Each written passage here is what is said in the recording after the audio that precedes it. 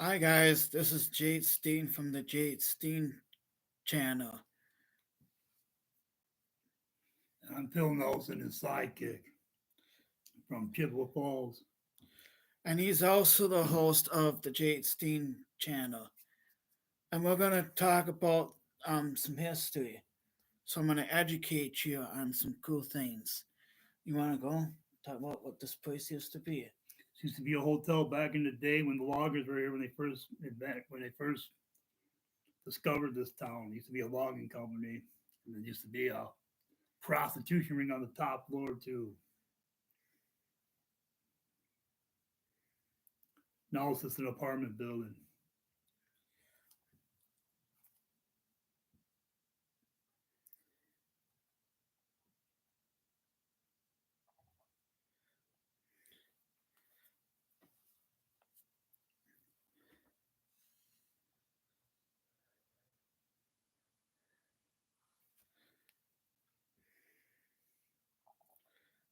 Let's see here.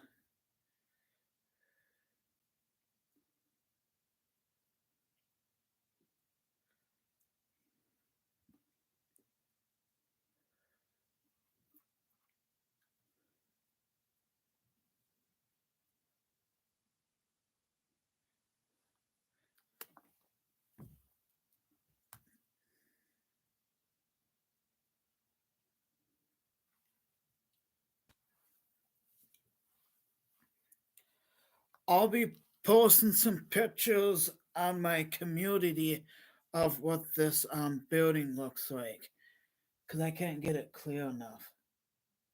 You know what I mean? So And we're gonna just talk about some history stuff.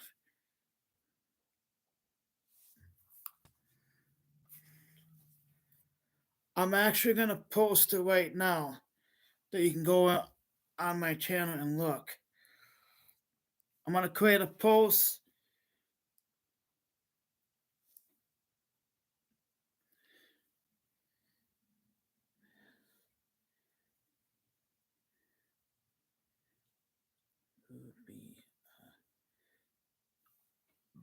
You said a hotel, right?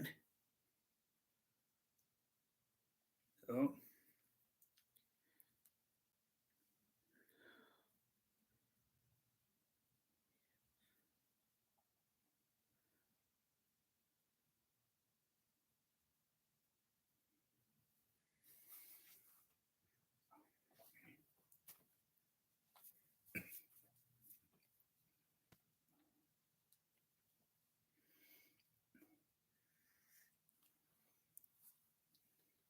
I might have spelled apartment wrong.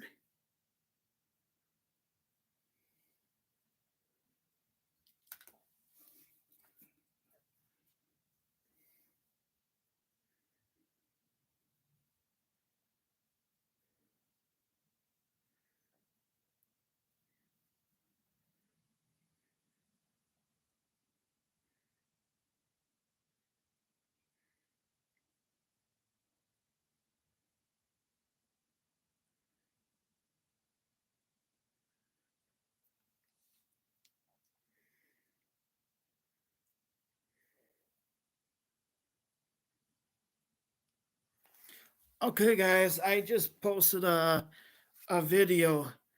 I mean, not a video. I'm a picture of this apartment building is. So just go on my channel and you'll find it. so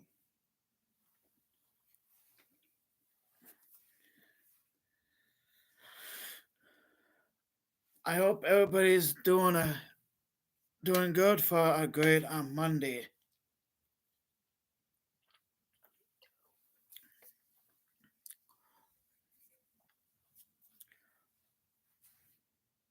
So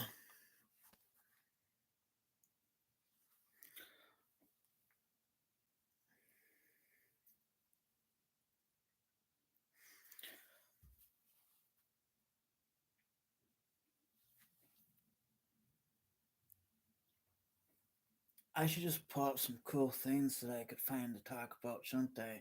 so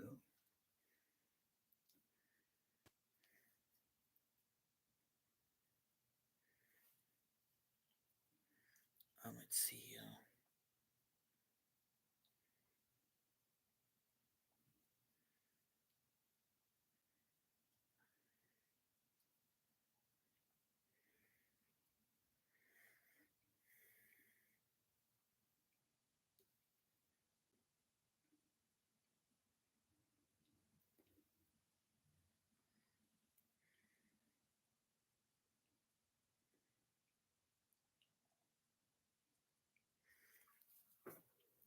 That's when it was built. 1919. So, This apartment building was built in 1919.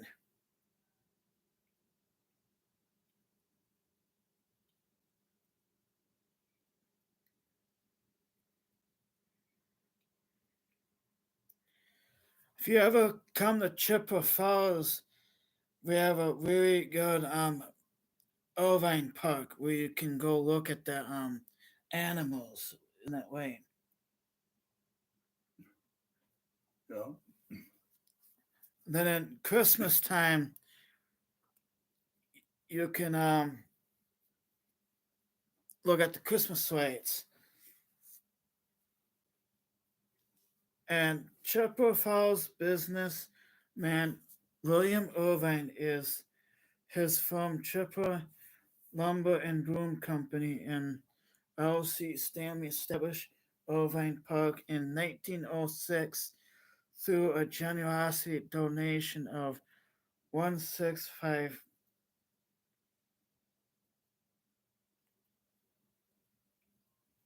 165 acres of land.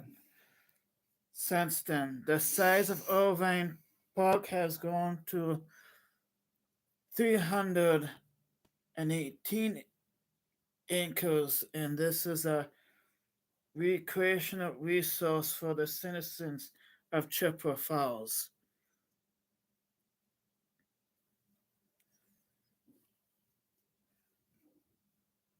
I'm just giving you a little bit of a history on Chippewa Falls because I know you guys like small towns a little bit better than the history in big cities. So, So I'm just giving you the history on the park in Chippewa.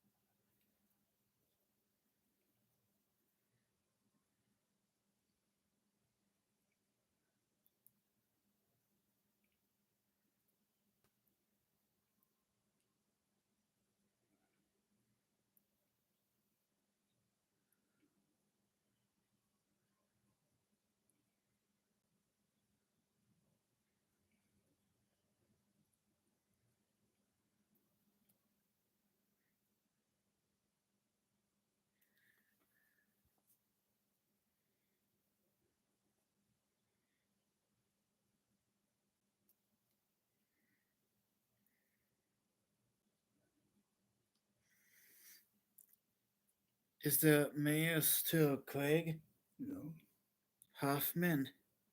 no. So he's still the mayor. Okay.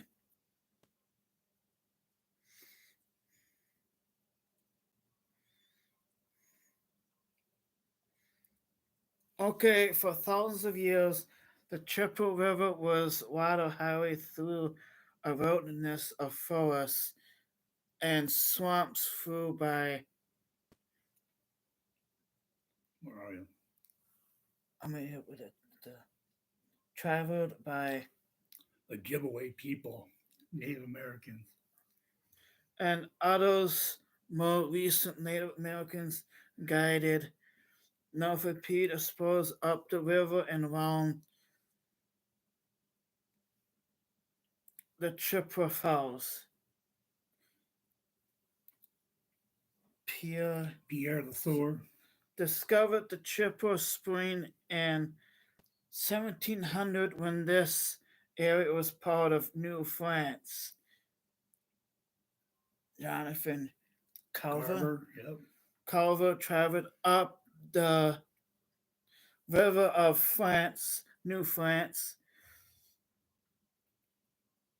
1760, when the area was claimed by British, were settled of the Chippewa Falls area began in 18, 1838. That would be 1838. One that would be, would that how you would say it? No, When laymen, all right. laymen, Oh, Lyman, Lyman, Warren. Lyman Warren, and his mostly Chippewa Chippewa started a farm and blacksmith 5 miles above the falls, agreed at the 1825 treaty of Pierre de Chin. Pierre de Chain. One was to act as a sub agent for the U.S. government to the Chippewa Falls, intertrained Intertwined. with that Warren's farm served as a trading post for the American Fur Company. No, The Chippewa River's watershed hold a huge amount of valuable timber. As I say, no, timber, no. timber more than the Wisconsin River, and before the railroad and roads, the only way to transport much of it out was down the river through what would become Chippewa Falls. When the 1837 Treaty of St. Peter's opened his that opened this part of the northern Wisconsin to Lagan, Janie, Janie, Where the hell is this? right here, Jean Jean, Jean, Brunette. Jean Burnett led a team up the Chippewa River to build a sawmill at the falls with a great effort and expense by managed to build the first mill there. It survived until June 1846 when a flood storm flooded the river and destroyed most of the mill's work. The mill was rebuilt quickly and soon resumed. A settlement grew around the sawmill at the Falls in 1854. Chippewa Falls was chosen to be the seat of Chippewa County, a school, a post office, uh, what kind of stuff? All right, man. You got a point. I can't know where you're at. Mercantile store. It's right across the street. Mercantile store. The first churches and the first newspaper had all opened by the 1857. The city incorporated in 1869 was about 2,500 people. Is that how you No, say that? 2,500 people. And the 1870s, boardwalk will add along Bridge Street. Gas street lights were installed, and the phone lines was one up from Eau Claire.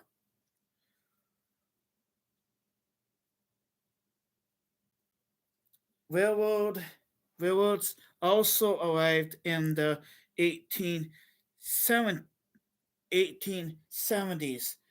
and 1870s, the West Wisconsin Railway had built a line from St. Paul, Minnesota to Milwaukee, running 10 miles to south through Eau Claire in the 1875. The Eau Claire and Chippewa Falls Railroad connect the line from Eau Claire to Chippewa Falls in the 1880. The CF&W was joined by the Wisconsin and Minnesota Railway, pushing its way west from Abbotsford. Abbotsford. This was founded in 1881 by the Chippewa Falls and Northern Railroad, which built a line from Chippewa Falls to Boomer. Eventually, as I say, Eventually, extending it to Superior. Lumbering continued to grow by the 1880s. The Chippewa Valley hold the best stand of white pine left in the Midwest. The sawmill at Chippewa Falls was run by the Chippewa Lumber and Boom Company, and the company's logging crews cut trees on their lands upstream in winter and dove logs down to the sawmill at the falls each spring. The company employs 400 people, and the mill at Chippewa Falls said to be the largest sawmill under one roof in the world. That's crazy. nope. The Chippewa Spring gained renewed attention in 1887 when politician Thaddeus C. Pound. founded the Chippewa Spring Health Club, and at one point oversaw the company that bottled the spring water for sale. A spring house was built over the original spring in 1893. It remains today across from the modeled water bottling plant on Park Avenue. That's where that Chippewa spring water comes from. Nope. I was always wondering how that got started. Nope. Now I'm putting it all together now, ain't I? Other industries started in the 1880s and 1890s. Flour, that's flour like you would bake with, right? Nope. Flour mills, a brewery in well, then what is that? Woolen mills. Mills, cigar factories, a shoe factory, and broom factory by 1902, and it had become the clear that pioneers Pioneers. were not as established as many had thought, and a group of business leaders become to promote their more divergent industries. Diverse. Diverse industries. They succeed in starting more shoe factories, a sugar beet factory, and glove factory. Closed. The big sawmill closed in 1911, but the other industries kept the community going by 1920. The city hold had had 50, is that what you say, 50 manufacturers No. who 3,000 workers, is that how you say it? No. That's everything you know about Chippewa, isn't it? No. Well, that's all you need to know about Chippewa.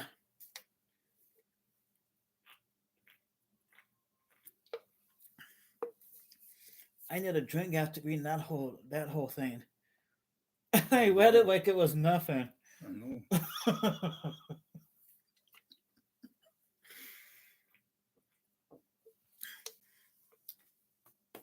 Should I talk about that shipyard in Duluth? Yeah. What is it called? Fraser. Yep. Now I'm gonna talk to you about a shipyard called Fraser Shipyard. That's in Duluth, right? Yep. Okay. They should have a Wikipedia, shouldn't they? Yep.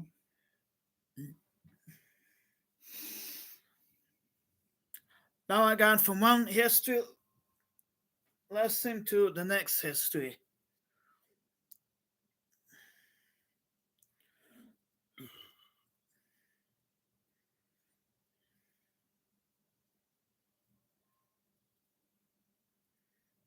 Whoops.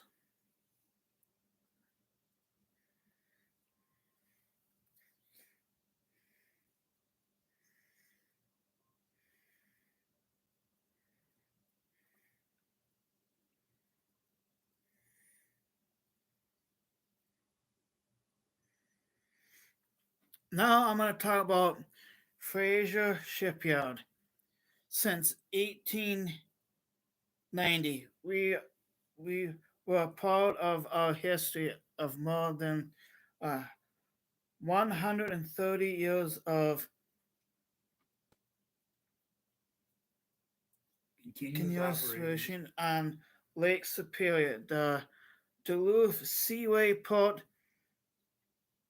Authority Authority.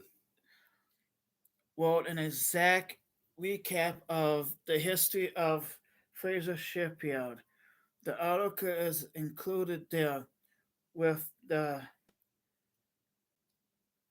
the origins of today's modern shipyard can be traced to the 1890 with Alexander McDougall.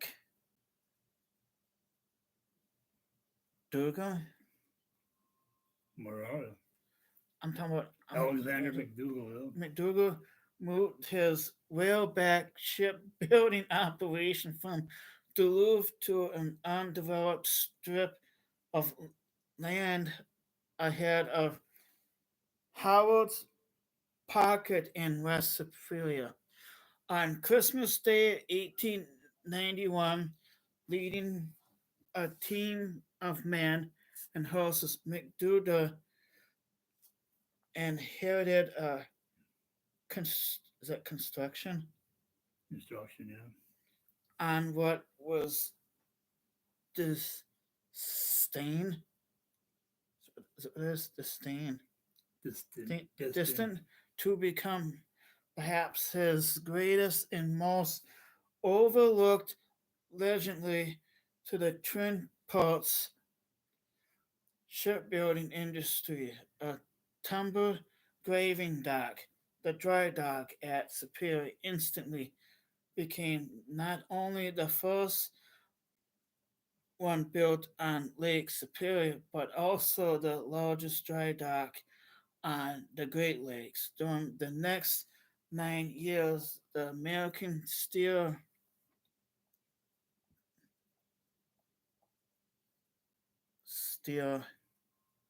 I don't know where you're at, man. I'm down by the steel, American Steel Barge company. launched an average of uh, five ships, I'm down by the five ships, By ships or barges annually.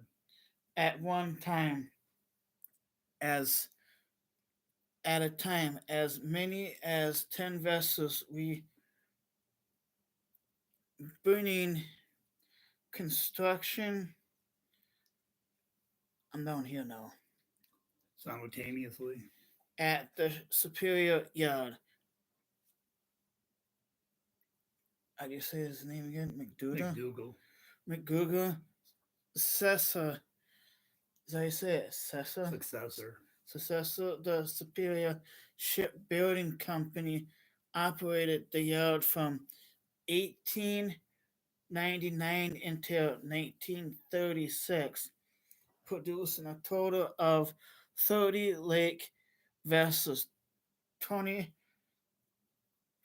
ocean going coal vessels, commissioned for No, service during World War One, were also construction at the yard. no. In 1945, I'm right here, Eagle and Henry and Newton. purchased the shipyard. The Is that person's last name again? Knudsen. Brothers re Resurrected. the yard from 3 decades of negligence, is it how you say? Negligent. And Neglect. neglect, and began rebuilding the local industry with the hard work and greedy Gritty. Determination. determination Hein. I know. And Yeah, like as there were collectively collectively. known, operated north and engineer a small machine shop specializing in marine repairs. I can make more money in 2 minutes pushing a pencil than you can get out of the yard, because people for a month, as I say, Boasted. boosted like who won the shipyard until its untimely death in 1953. By 1955, with the shipyard on solid ground, the torch was passed to the breed of the younger, more enchanted Breed. Energetic man. men.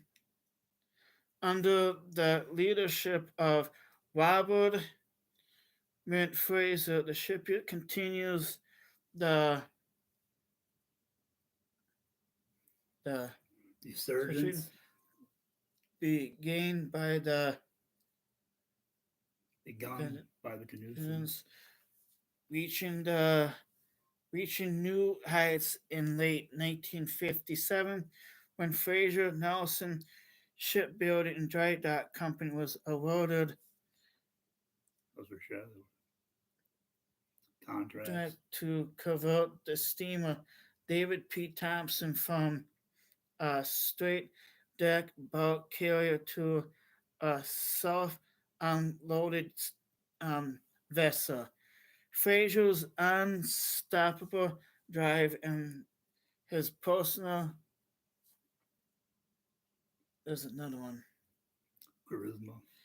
continues to propel No. the shipyard forward under Fraser's leadership. The shipyard was involved in all aspects of the ship repair business, repairing the boilers, hammering velvets. Did I say that? No.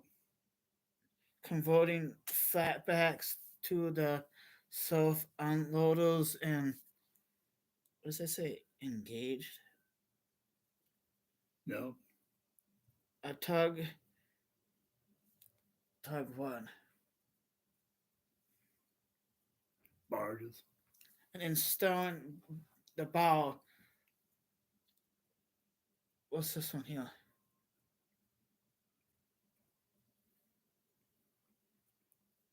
Thrusters. Veterinarian shipyard workers. Wally Wally. Kenzora. Kenzora. can still Vividly recall meeting the John F. Kennedy on the afterdeck of the steamer B&F BF Affleck. as the presidential candidate to the shipyard one winter. It was a time in the yard. that many hailed as its golden years. In the mid 1960s, the shipyard at its first vessel lengthened, lengthened, Lengthening. lengthening project to its lawn, resumed other major projects, including the constructions of the ocean-going tugs, France, a small wire that repels business keep the yard busy. The inability Inability. inability to land contracts for one Yeah. of the new 1,000 feet class of vessels being designed for the lakes left Bob um, Fraser with an unfulfilled dream and feeling health. Bob Fraser the passed leadership of the yard to his son Robert Jr. Mhm. Fraser. That's probably what owns it now since his dad passed away. No. How awesome is that? Pretty cool. Shipbuilding was not a passion shared by the younger Fraser in 1977. The shipyard passed out of the Fraser hands when the yard was sold to a Reuben Johnson and Son. Reuben Johnson. Son- and Son. I know who they are. Friends of mine. Under under new management, the shipyard continues to generate a large Yeah. volume of work for the area with conversion Conversion. of 5 more Lakers to South loaders include 3 U.S. steel vessels over the course of one winter in 1981. Is that fate? Feet. Feet. Unraveled. And any shipyard on the Great Lakes. The shipyard also serves the numerous No. vessels Bird. Throughout. the harbor during the winter. In 1990, Shipyard Fraser Shipyard began major conversion of the Leon Fraser No. to the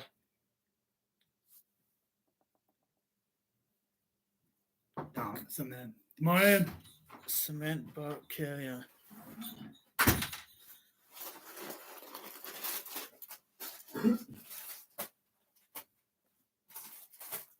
What happened over there? Did you get enough shit or? Yeah. I got some stuff. Make 4 bags. Oh, all right. Yeah, Ann said she's gonna make up a box. She's gonna hook me with some hamburger and stuff, That's cool. so I can mix it in with the Yeah. other meals.